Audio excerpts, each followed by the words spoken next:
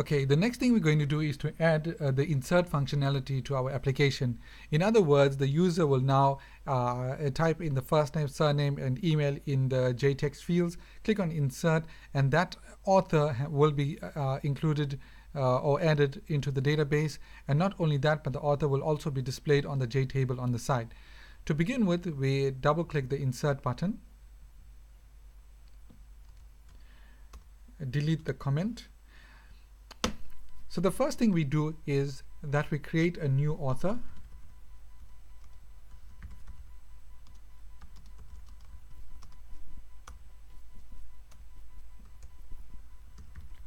And now we populate the fields of the author, the first name, surname, and email fields with the information from the JText field.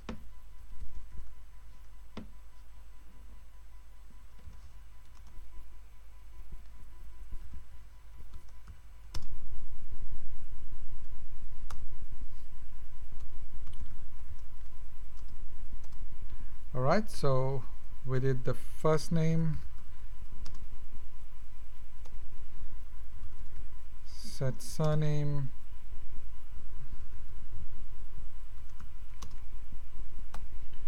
dot get text, and finally the email.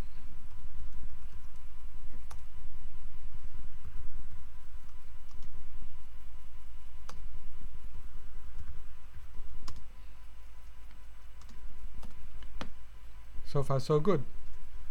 Now we've got our author, we've populated the author, we've set all its fields. Now we need to save this author into our database. So to do this, firstly we need to create an entity manager factory. We'll call this one EMF, and again we're going to use the static method from the persistence class, the method create entity manager factory, and we pass it the name of the persistence unit. We'll find that there.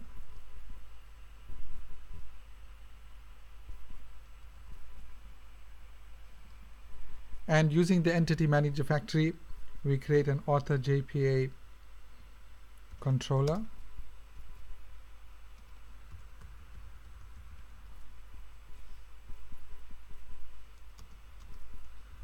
New author JPA controller, and we pass it EMF. Perfect. Now we're going to use the controller to save this author to the database. But create author, and that's all there is to it. Save the author to the database, and the only thing left to do is to blank all the text fields. Now in the I'm going to show you how to create this method to blank all the text fields. It's actually quite a simple method. Should be somewhere towards the top. There we go, clear author text fields. Alright, so we're basically simply setting all the text fields to a blank text field. Alright, clear author text fields, and perfect. Now is the time to test our application.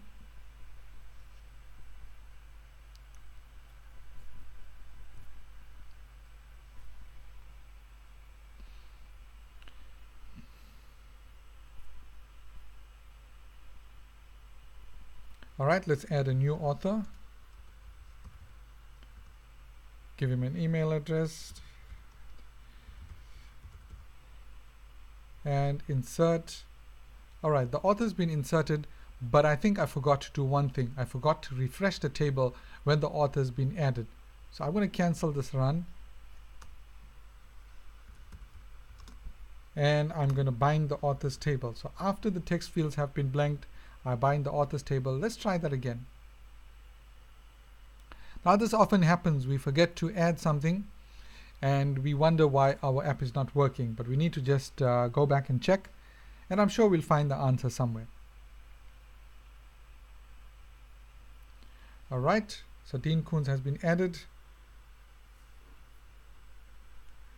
Let's add Stephen King.